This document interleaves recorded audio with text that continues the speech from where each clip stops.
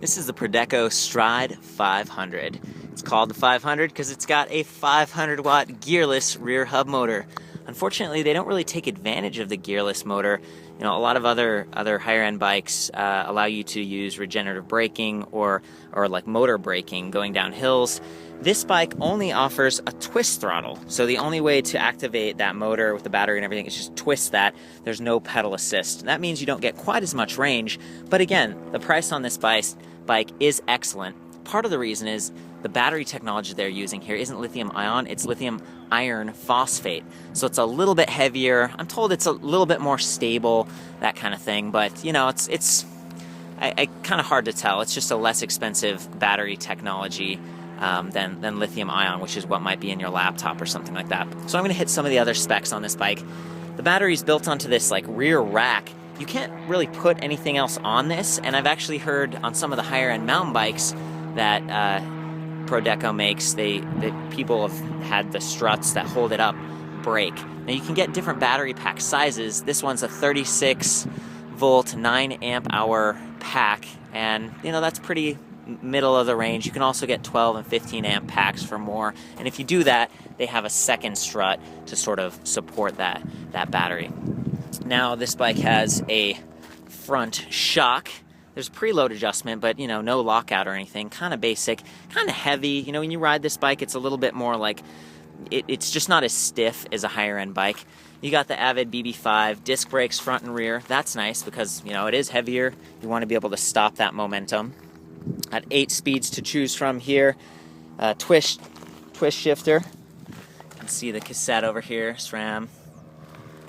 A nice little aluminum bash guard on the front chainring, just to kind of keep it from hitting those teeth if you go over a bump. And again, this is more of a cruiser style bike from Prodeco. Kickstand works out pretty well. I'm not a huge fan of the pedals that they've got on this thing. I would definitely replace these. You slip off of them. They don't feel real solid when you push down because it's plastic, basically. So the other good feature that they've got on this bike is this adjustable front neck. I am actually a big fan of this specific adjustment piece. There are a lot of bikes out there where you have to like use a tool, and then over time they kind of get loose and you're going up and down curbs. This one works a lot better, so big fan of that. Overall, you know, this bike, considering the price, I mean, it's really hard to beat. They've got a 2-year warranty. Within the first 30 days, they cover everything, like shipping and anything to get your parts fixed. But throughout the course of 2 years, you'll have to, if you like your battery breaks or something else on the bike, you have to pay to like ship it in, and then they'll help you figure that out. Overall, again, the ride quality of this bike is it's kind of more basic. It is more of an entry-level bike in that sense, the shock and everything, but it's not too bad. And if this is your first e-bike, it could be a good choice. Just remember, you aren't going to get that pedal assist. It's kind of more like a scooter, and I'm told that Prodeco actually sells these to a lot of like rental companies. So I'm just going to hop on it, show you what the battery and motor sound like when activated. Oh, that's the other thing. It's got these big, like kind of balloon tires that absorb some of the shock.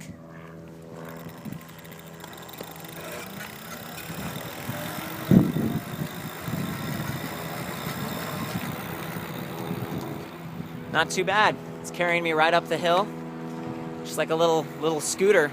So again, you're not going to get quite as much range, but this bike works. It gets the job done.